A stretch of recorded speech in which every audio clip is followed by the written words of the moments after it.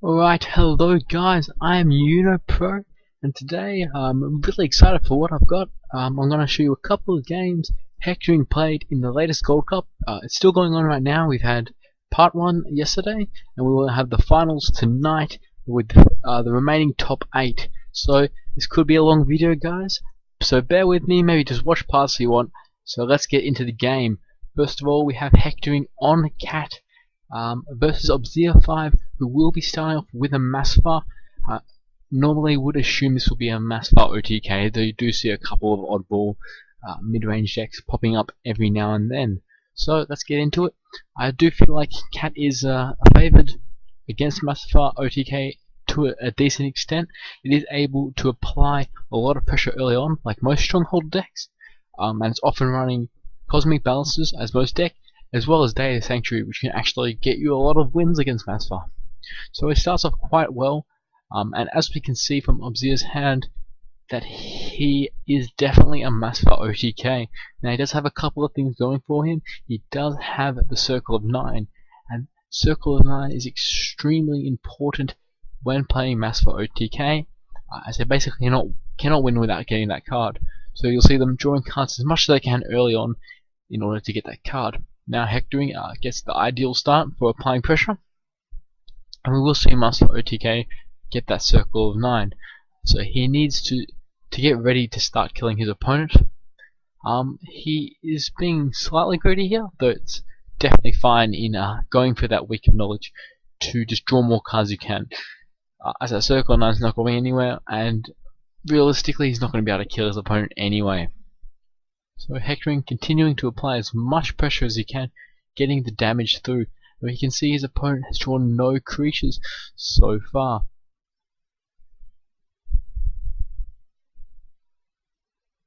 He does draw into the Scholar here, and he will be looking to place that eventually, as well as the Skirmisher. So these creatures will both help him defend against some of those melee or melee shooter creatures. And also the Scholar will provide a threat for an eventual OTK, so he does get the Circle of 9 out. And we can see he does have a lot of damage in his hand already, but without chain castings there's no way he can get these spells out in time, and he's unable to find with the event. So Hectoring has at least 6 damage here on this turn. He can play a Shredder, or he can play the Bloodsnake Shaman. If he wants to play extra cautious, he could try something like a Sacrificial Altar on his opponent's Scholar, or he could try something like Day of the Sanctuary just to make sure his opponent can't target it with all those damage buff spells. So let's see what he chooses to do here. And it really can go either way. It's not too common that you'll die on turn 4 against a Masfar OTK, but it definitely can happen. Now the benefit to playing the Shredder there was with that'll leave him with another 8 damage on the field, which will threaten to kill his opponent on the next turn. However, this leaves him open to being OTK'd. So he does go for the Sacrificial Altar. He's still going to leave 7 damage on the board, and with the War Tended in hand and the Shredder, it is looking like he should be able to kill his opponent next turn. And as we can see, Masfar still has no chain castings. He's not going to be able to cast all those spells in his hand, and he is probably going to just get run over by Cat. And if he doesn't die this turn, the Cosmic Balance has just come off the top, and Hectoring will be able to use this, just to cut the hand size, and from there it will be GG either way. So the Cosmic Balance comes up, discarding so many cards, all in the graveyard now, and with 6 cards in hand, he knows there's no way he's going to kill him. He was pretty safe before, with the knowledge that we had that he did in fact have no chain castings, but this is really just going to make it certain. He chooses to attack here. At this point it doesn't matter too much. For some reason, if he wanted to kill it off with the Shredder next turn, he's still got that option. So This one is gonna look like it's gonna be over. Massify never really got going, didn't get the chain casting early, and as we can see, Hectoring made the safe move. So he could have just played the Shredder and attacked and hope his opponent couldn't kill him. He took the safe move, used that sacrificial altar, and wasn't too greedy going for just the Day of the Sanctuary, as you know there are ways around this kind of stuff, and it just gets the third off the board immediately, so we can keep applying pressure in the future turns. So I mean, this game has kind of shown why Cat is favourable against Massify OTK, as it has those Day of the Sanctuaries, should be running constant balances, plus it can still apply a lot of early pressure like nearly every Stronghold deck can. So that was a pretty quick one for you guys. Hectoring will go 1-0 up in the series against Sub-Zero 5. So I'm just going to load the next replay for you guys and we can get back into the action. Alright guys, we're here with game 2 between Hectoring and Sub-Zero 5. Now the way the Road to Paris format works is that players are able to freely switch decks between games. So Hectoring has chosen to go with Yukiko, while his opponent has chosen to go with Toggle. So Yukiko, very versatile control deck, gonna try and defend early and then really win late game with those powerful spells such as Ice Meteor. Now Toggle is one of the more aggressive Stronghold decks, with that fire magic making it really hard to block even early on, with those cheap firebolts, forked firebolts, and other Stronghold cards that can really deal damage early on. So guys, let's get into the game. Zero does choose to mulligan, as does Hectoring, and as we can see, going first, his hand is a little bit underwhelming. He has those Blessed Lake Spirits. They are really good cards, but on turn 2 they're not really going to be doing anything with that effect, and they're not going to really apply any pressure with that simple 1/04 body. So he does play it out, and his opponent does not play perfectly on curve, but he does have the Storm Mage Hunter. So we can see he has the Shredder and the Firebolt in hand, so he chooses to make what I think is a pretty nice play. First of all, he chooses to keep the Enrage counter on the Storm Mage Hunter, because he knows there's no way it's going to die off, so he's going to make it hard to block. And then he chooses to Firebolt the Blessed Lake Spirit. Now the reason he does this is he knows he has the Shredder in hand, so he's going to be able to kill that off no matter what happens. There's no way it's going to heal back up or anything, so he can get off the kill with the Shredder. So as you can see, his opponent played the Kabuki Seductress. Okay, and at the moment he chooses not to just go for the kill on the Blessed Lake Spirit, as he knows, anytime he wants he can Firebolt it, or he can Black Skull Shredder, so there's no rush to kill it off. Just develop the board, and he chooses to just flood the board with 2-drops rather than playing the Storm Mage Hunter, as he knows that Geyser's not going to punish him and it's way too early for Ice Meteor. So he chooses to play quite aggressively, and not all Yukikos will be running Broken Bridge, so he's not too worried about that. So as we can see, he has 5 damage in the top lane and 2 in the bottom lane. So Hectoring does come down with the Geyser to kill one off and damage the other Storm Mage Hunter, though things aren't looking great for him. He's behind significantly on tempo. He's going to be left with just a single creature, and his opponent's going to be able to play a Shredder this turn as well. Now his opponent does choose to draw a card because he has a very reactive hand, and he wants to keep applying pressure to his opponent. Those spells, those AoE spells like Insect Swarm, aren't going to be doing a lot, because he's not behind on the board. It's going to destroy his own board. And those Fork Firebolts and Firebolts he can still play next turn if he chooses to, so that's absolutely fine to draw a card here.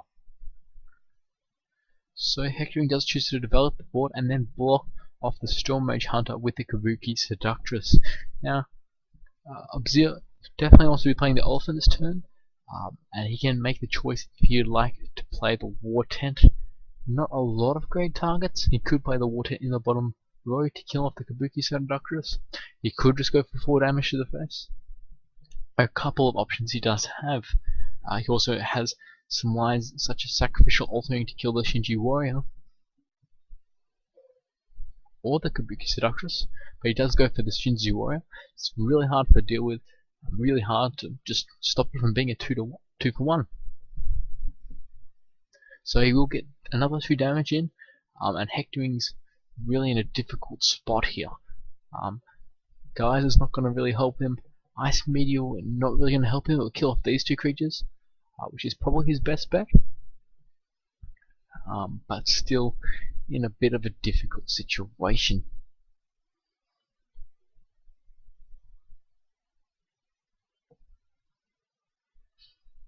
So he does choose to go for the Geyser, and that's going to allow him to kill off 2 creatures while defending the top lane and the bottom lane. So there's no free damage here for the Toggle.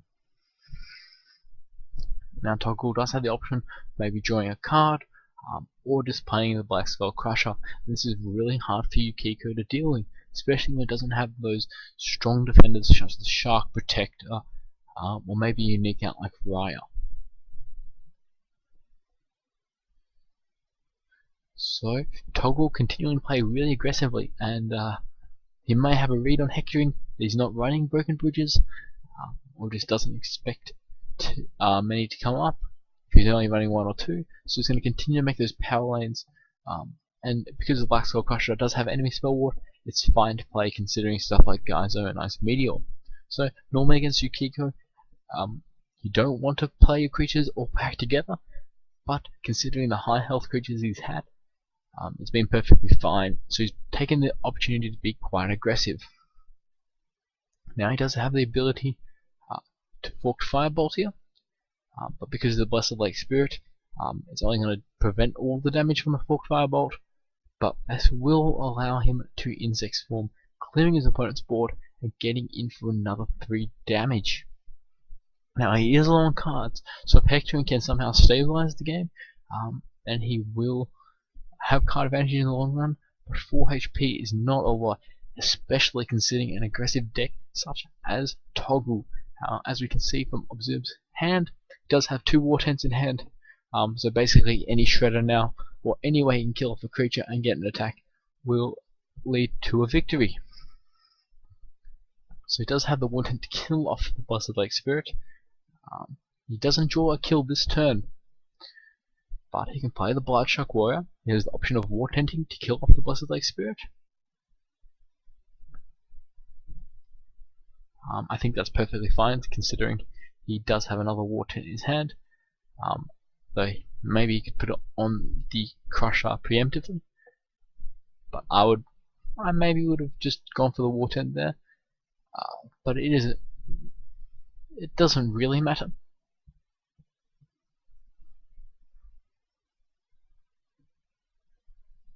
I think the reason he would be saving this, let's say his opponent blocks with maybe 1 creature on a 2 creature lane, such as this top lane, he has the option of potentially killing off 1 with a War Tent on the front, and then a War Tent on the back or something to just get that final 4 damage, as he does have a lot of 2 damage creatures on the board.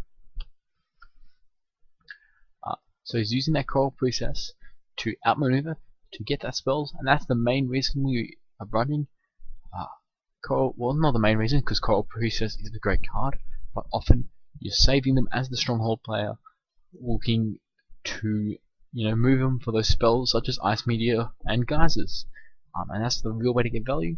Against aggressive decks, it can be okay to outmaneuver to get some immediate board advantage.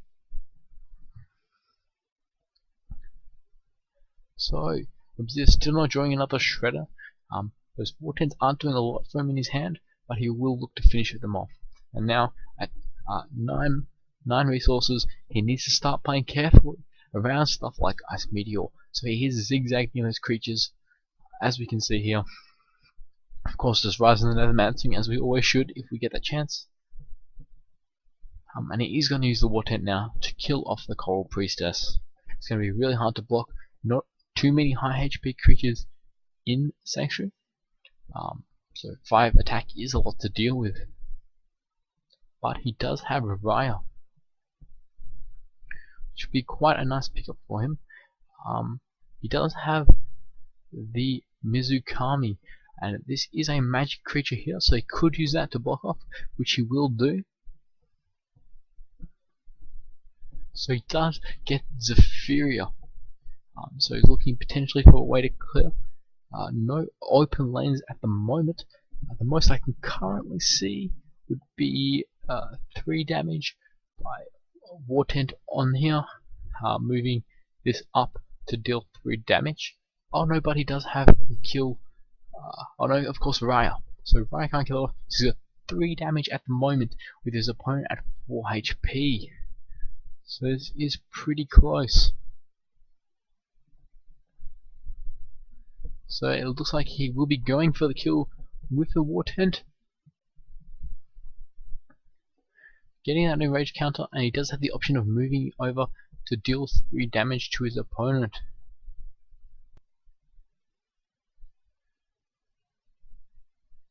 So Zephyria will come. It does have that magic resist, so these creatures, magic resist is quite good against Academy and Sanctuary, as most creatures are magical. So that magic resist is going to come in handy, and will definitely ease some of the pain should his opponent have the Ice Meteor. So bringing his opponent down to 1, he's going to basically need to kill off all of his own opponent's creatures, or at least Zephyria, to feel safe. So he does have the Ice Meteor and that Chain Lightning, so he can start clearing the board, but this Black Skull Crusher is starting to present a significant problem. It's not magic, so it can't be protected by the Mizukami. So he needs to start blocking off. Raya can attack to deal with one of these creatures, but the other 2 still need a response. So he will use a Chain Lightning, killing off the War Tent and the creature there, making the Raya unable to attack, and without being able to attack, will be unable to use her ability on the Black Skull Crusher. But does still have 5 damage. Thankfully though, he does have the Blessed Light Spirit to stop stuff like a double fireball from coming out and getting the kill. Though, as we know, with Stronghold they have a lot of ways to deal damage, and it's only a matter of time before Abzir gets the Black Skull Shredder for the win there, dealing that last bit of damage to his opponent. So guys, it's 1-1 in the series. It's interesting to see whether or not they will switch decks. But we'll go into the final game. I'm just going to load that up for you guys. So if you're still with me, thanks for watching so far. Let's get into that 3rd game. Alright guys, we're back with game 3, and as we can see, both players have decided to stay with their current decks. Now both decks are extremely strong and really having a key influence on the meta. So Hectoring, not discouraged, knows the power of Yukiko. Though even after mulligan, does have a kind of bad hand with his first creature coming in at a 3-drop and also starting first. Though Yukiko is one of those decks that can deal with going first, has a lot of comeback potential. He does get the Shark Protector, which will be huge for him as it's able to start defending, and basically no way these creatures without immune to retaliation can attack into it early on. So we'll play the Blood Shark Warrior and pass the turn back. Now Hectoring does have a couple options here. He can play the Shinji Warrior to block off one of these creatures, or he can use the Kabuki Seductress to stop them from attacking. Now there are a couple ways he can approach this, but the risk with playing the Shinji Warrior is that he can simply trade with one of these creatures for a Firebolt. Now, being only a 3-drop, it's not the end of the world, but the Shinji Warrior is an incredibly strong card. And arguably you can look for more value than simply trading off with a 2-drop and a Firebolt.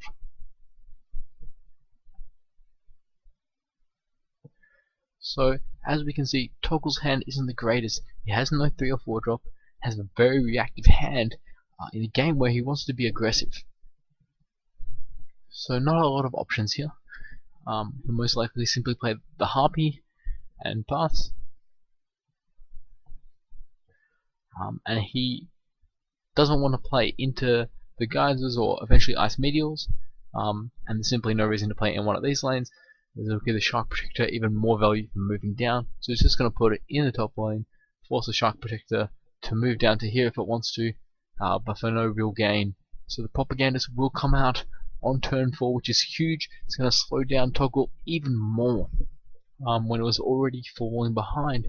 Luckily, he does get the Blood Snake Shaman out on the board if he wants to. But he chooses first, he's going to kill off the propagandist with the Bloodshock Warrior. With the Harpy, of course, just to keep that Bloodshock Warrior alive. He won't be able to get the enraged counter on the Blood Snake Shaman, but he'll still be able to play it on this turn, which would be pretty nice against that Shark Protector, as it does have immune to retaliation, meaning preemptive strikes basically going to be doing nothing. So he's starting to get a bit of board control back in this game. But Hectoring does have quite a nice hand. He does have Raya, he does have Propagandist, and a couple of spells and fortunes. So Raya will come down, hypnotizing and preventing the Blood Snake Shaman from attacking. And in the next couple turns, Raya can hit this, maybe stop it from attacking, or stop another creature from attacking, and eventually kill it. Of course, it can't move away because of the hypnotize of Raya. Raya, absolutely amazing card, probably one of the best cards in the game, if not the best.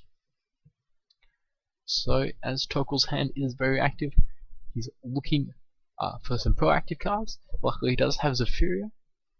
It's going to allow him to get 2 damage in with the Bloodshark Warrior.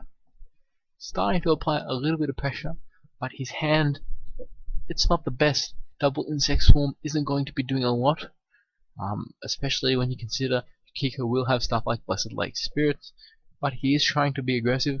He does have a decent board presence at the moment, though that Raya is going to start to do some real work. So he's continuing to increase magic, and he chooses the Chain Lightning, and this is just to kill off the Blood Snake Shaman. He does have the option of moving the Shark Protector down, basically to block off a ton of damage from this bottom row here, and he also conveniently has enough Blessed Lake Spirit, so now that he's starting to get ahead on board control, locking down the Raya so her ability won't come into play, he can play Blessed Lake Spirit, protect his board from those double insect swarms in Toggle's hand, and really start to run away with the game. So his opponent does have Hiku. Hiku could come down, deal 2 damage to this. He will lose his creatures though, but he would leave this on 1 HP and leave this dead. But that's not the best idea, because once Toggle loses board control, unlike Cat, it is a lot harder to come back from, and especially against Yukiko with such powerful spells, will be able to punish everything you put down. So he knows he needs to keep board control. Still no real good targets for those War Tents, so he will play the Moon Phoenix. So he plays the Moon Phoenix here, which is nice because it stops Ice Meteor from going on top of Zephyr and killing it off. But here he makes what I believe to be quite a fatal mistake. Now he's already behind, but he plays completely into Ice Meteor, which will deal 3 damage to the Zephyr and then kill off these creatures around here. So I would either just play the Moon Phoenix there, play the Storm Mage Hunter there, but I definitely wouldn't do both. There's no real reason to give up his Storm Mage Hunter for free, when he would arguably do the same thing regardless. So he is going to continue to lock up the Raya. The ability not coming into play, no damage will be done, and as we can see, Hectoring is starting to run away with the game. He has great defenses up, his board is protected by the Blessed Lake Spirit. Now we have to start considering how Toggle can come back. The best way he's going to need to do this is going to have to get some kind of sacrificial altar, shredder stuff onto that Blessed Lake Spirit, and then eventually get value from the double insect swarm. This is a lot easier said than done. So he chooses not to play Hiku. Instead he's going to play the War Elephant. And now at 5 magic and 8 resources, he has to start playing pretty carefully around stuff like Ice Meteor, so he can't stack these creatures. Raya can't really do anything either. He makes a bit of a mistake here, and Fork Firebolts, but it's only, I'm not sure if he knew this or not, but it's only going to deal damage to the Blessed Lake Spirit. It may seem like it might just do 4 damage to it, but it's just going to prevent all damage from a spell, and just take 2 damage. So it's not actually taking the damage itself either. So I'm not sure if this was a mistake, miscalculation, or a plan kind of thing, because it would allow stuff like a Firebolt and then Insect Swarm. Though with the amount of cards in Yukiko's hand and stuff like the Golden Horseshoe, he's not going to run out of steam anyway.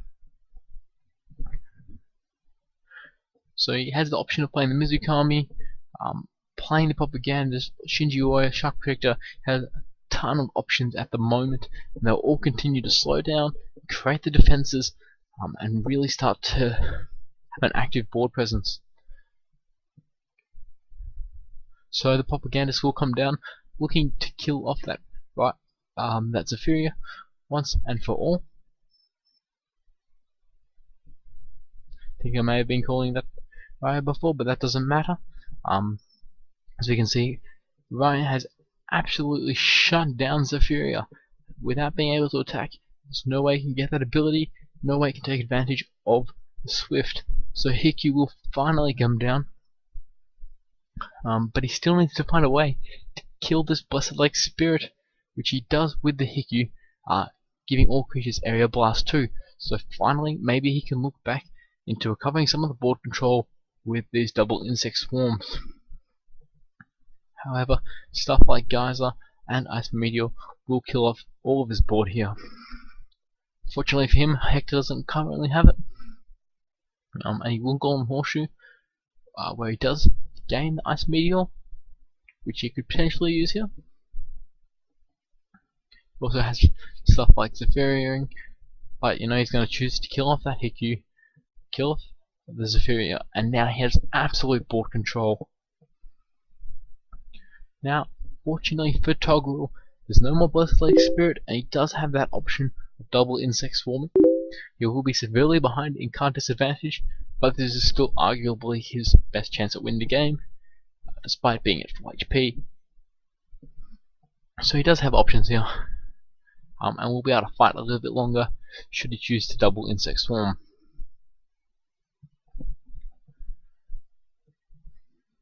So guys, just as a little bit of a lull in the action, just wanted to talk about where you can view these Road to Paris finals.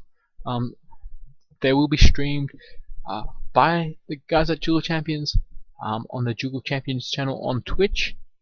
Choo Choo was streaming some of the Gold Cup games last night, so you can check out his Twitch channel for VODs, and he also streams other Silver Cup games, Gold Cup games throughout the tournament. Now, as we can see, Toggle has completely removed Hectoring's board, but he has just such massive card advantage at the moment with 10 cards in hand. It's going to be extremely difficult for Toggle to come back, as not only does Hectoring have card advantage, but I've always talked about this, card quality is really important as well, and a control deck is likely to have stronger cards in the late game, which will mean it will win even more convincingly once it gets to that point. As we can see, not a lot going on in Toggle's hand. And from this point out, it's really just execution from Hectoring. Toggle would need a lot of things going his way, and a lot of things going against Hectoring to come back from this deficit here.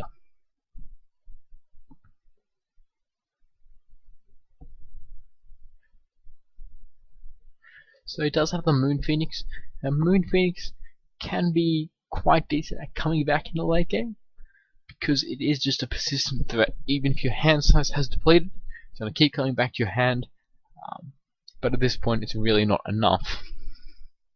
So I want to talk about, you may think, why didn't he just play the Moon Phoenix here, or here, or here to block off once again? But the thing is, if he does that, Ice Meteor will kill him. If he goes here, he kills these three and attacks to these two. If he goes here, he kills everything off and attacks. If he goes here, he'll kill both off. So this was actually kind of smart play from Toggle, in that it allows him to live an extra turn if Hectoring did have Ice Meteor. Though we can see he has Blue Zephyria, a really nice finisher card. Turn one to hand, move the other, clearing the lanes for 4 damage, and that will be the win for Hectoring 2-1. So guys, I know this was a longer video. I hope some of you enjoyed this.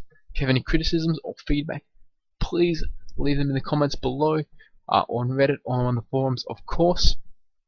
So guys, I am extremely excited for the Gold Cup finals tonight. You can check it out at twitch.tv/duelofchampions. So we'll be the top 8 tonight. We will go for this month's final winner. So guys, check it out. If you feel like seeing more of my videos, please feel free to subscribe. The beginner replay analysis series will continue. They'll try and keep pumping those out. And Hectoring has volunteered, really kindly of him, to help me out with some of those replays, because simply I've gotten quite a lot. I can't do them all by myself, but we will try to do as many as we can, because we really want to help you guys out and help you newer players learn the game. So keep sending them in. I really appreciate it, guys. So until next time, thanks for watching and have a good one.